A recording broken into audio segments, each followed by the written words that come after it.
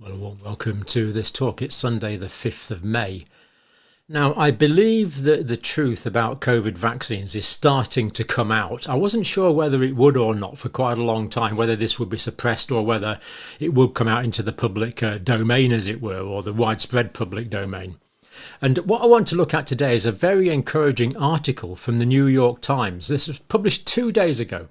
This is the article here. Thousands believe COVID vaccines harm them. Is anyone listening? Now, this article is not sort of an interrogative, analytical article that you and I might like. But what it does do is it admits overtly that there are serious side effects in some people with these vaccines. But it still does take the overall tenor that the vaccines were beneficial altogether, which we could discuss and we have discussed. But it's a move in the right direction. Now, why I think this is so important is this. Now, if we look at this here, this is called the Overton window. Now, what was unthinkable, completely unthinkable, becomes a radical idea. Then it can become acceptable. Then it can be sensible. Then it can be popular. Then it can be policy. And of course, that can come from either direction. So the window has changed. The window slides up and down on this thing here, as I understand it.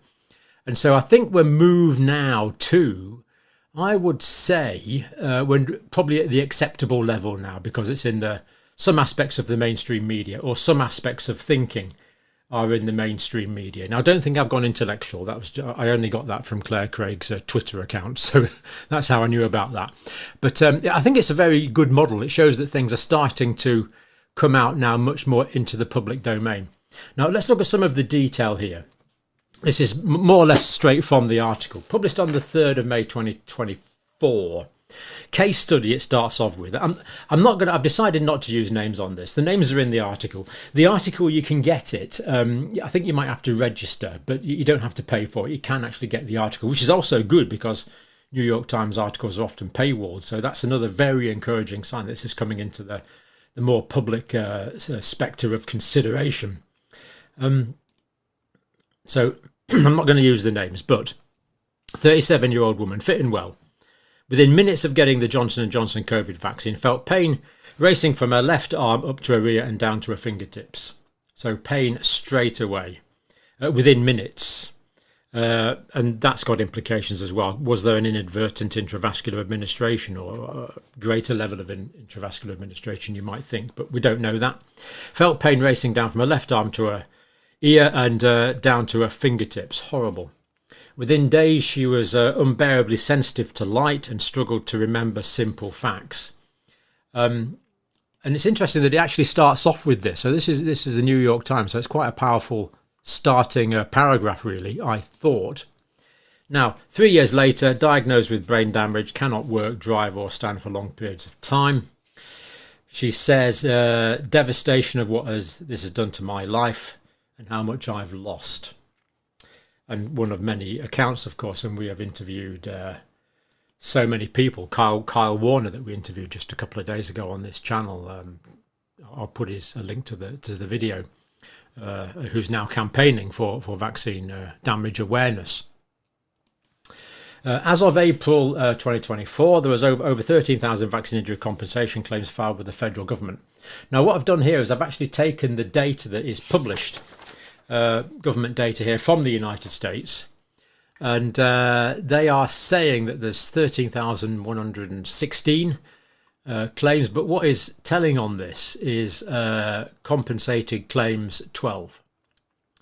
So in the United States, 12 people have been compensated for vaccine damage. 12 out of the entire country. Quite incredible.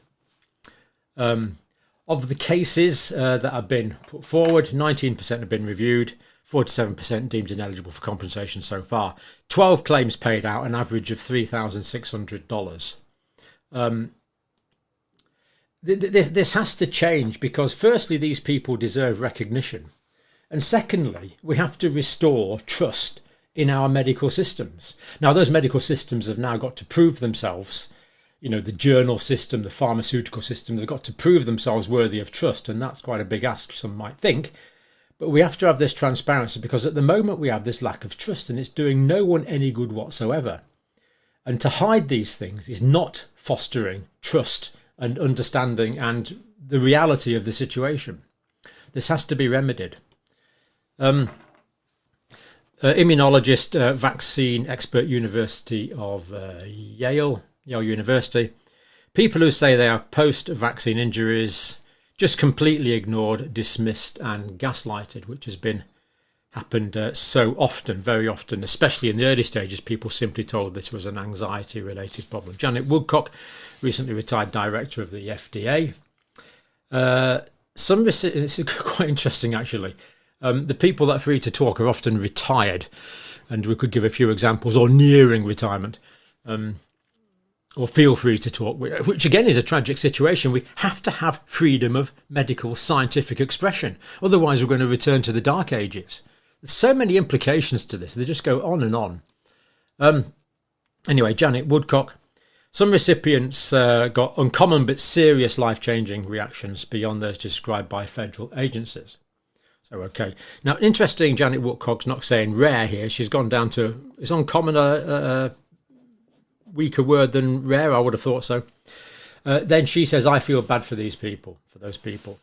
I believe their suffering should be acknowledged. This is key. The suffering needs to be acknowledged, and they have real problems and they should be taken seriously. And to her credit, she's saying, I'm disappointed in myself. Many of us, of course, are disappointed in ourselves, but it's good for people to admit that. I'm disappointed in myself. I'm sure many of you are. But for someone who's been in a senior position to acknowledge that, I would say it's encouraging. It's a step towards freedom of speech and expression and the reality of the situation.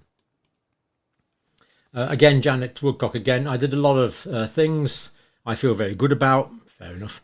But this is one of the few things I just feel I didn't bring it home. The article then comments on disparities in disparate US healthcare systems. So what it does, the article does say that US healthcare systems, you might go to a pharmacy for a vaccine and then your doctor might not know about it if you've got a doctor, and it's all compartmentalized. So collecting data in the United States is a problem.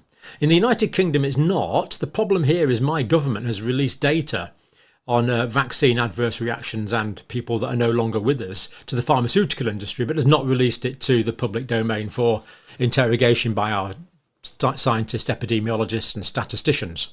So it's a different situation. In America, the data is difficult to collect. In the UK, we're being secretive about it. Two different situations, I think. Article then, disparities, the disparate nature, sort of all divided. No central responsibility of vaccine recipients in the States. Government Compensation Fund officially recognised a few side effects for COVID vaccines. And vaccine supporters, including federal officials, worry that even a whisper of possible side effects leads to misinformation, spread by a vitriolic anti-vaccine movement. Okay, there is an anti-vaccine movement. There's also a movement that I would like to think I'm but a very small part of, people that are simply looking for the truth. We want to follow the evidence. That's all we want to do. So there's been this idea that government officials haven't dared whisper anything about any vaccine adverse reaction because this group of ogres, these hideous people that would you weaponize this against this oh so good vaccination program. I'll let you decide where you lie on that continuum. I'm not so sure the vaccine program is that good, but you'll have your own opinions on that.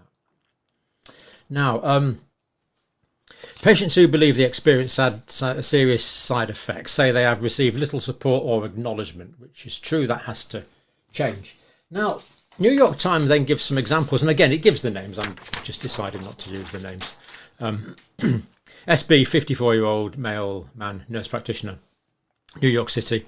Ever since his first COVID shot, merely standing up sent his heart racing, postural orthostatic tachycardic syndrome. This is this POTS syndrome that has been a common presentation around the world.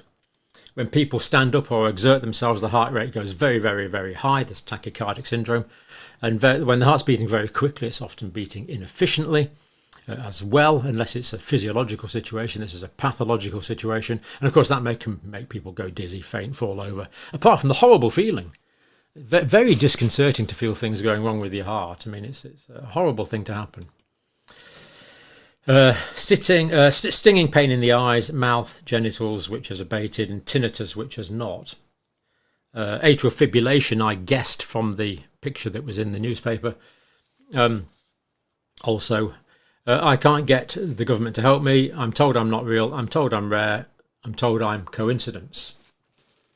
And this is why the media is so important, because people can realise that they are not alone. And that's one of the reasons we've been interviewing people with vaccine injury who've nobly come forward. And we've realised that there are many people with very similar symptoms all around the world. People are not alone and should not be made to think they're some sort of freak. RF, 49-year-old physical therapist woman, Seattle, Bell's palsy, the facial paralysis, dramatic facial rash, shingles, reported to the federal database twice. Expected someone to come. I thought someone for sure would reach out, but no one ever did. So no interest at all from the authorities. New York Times then talks about interviews with 30 people, and we can divide these symptoms, and this is consistent with what we're seeing around the world. Some are neurological primarily, some autoimmune primarily, and some cardiovascular primarily, although some people have mixtures of those, unfortunately. All these people of the 30 said they'd been turned away by physicians, told their symptoms were psychosomatic. It's appalling. Psycho, of course, means mind, the mind affecting the body, or labelled as anti-vax by family and friends. We must stop stereotyping people and listen to people as individuals. We've said this a million times on this channel. Healthcare has to be individualised. We assess, plan, implement and evaluate on the individual, not on a population. BC, doctor, man. Tinnitus, racing heart, lasted about a week after each shot. Yeah, this guy's this is another one, GP, also a doctor, also a man. Loud whooshing sounds in his ears accompanied every moment since his first shot. How appalling must that be? This constant noise in the ears, it must drive you completely crazy. The first thing you're aware of when you wake up in the morning is this whooshing sound in your ears. Appalling situation. How can you work or function and not go completely mad with something like that? We have to listen to these people. Entreaties to colleagues at Centres for Disease Control and Prevention to explore this phenomena, tinnitus, had led nowhere. If they've done studies, GP says, if they've done studies, these should be published. Of course, everything should be published, put into the public domain for scientific peer review. This is how science progresses. Thesis is presented, antithesis can be argued, synthesis emerges, that becomes the next thesis. This is how we develop. We have a bit of a ding-dong down the pub over a few ideas. We discuss it in academic papers. This is how science develops, but it's not being allowed. It's being emasculated. Has to change. CDC recognises. Agency documents only 4 serious. This is incredible. I didn't know this. Only 4 serious adverse events from the vaccine. So Johnson & Johnson, Guillain-Barré, the progressive, the paralysis often starts from the feet, works up, can affect the respiratory muscles, caused by an inflammatory polyneuritis, is recognised, and the blood clotting that we've talked about many times, also recognised. mRNA vaccines, heart inflammation or myocarditis. So the heart inflammation and anaphylaxis. So according to the CDC, there's only 2 adverse reactions from Johnson & Johnson, or 2 serious ones, Guillain-Barré and blood clotting. From the mRNA vaccines, the only thing you've got to worry about that's serious is heart inflammation or anaphylaxis. I mean, dear me, this is the Centers for Disease Control in the United States of America. It really is quite incredible. Anyway, nearly finished. Director CDC's National Centre for Immunisation and Respiratory Diseases, this doctor. Agency's systems for monitoring vaccine safety are pretty close to ideal. Do you think they're pretty close to ideal? Let's just check that's what he actually said. Yep, that's what it said. Pretty close to ideal. God, dear me. I thought there might be an issue there for a minute. What a relief. The systems are pretty close to ideal. And this is someone who's a director. I mean, okay.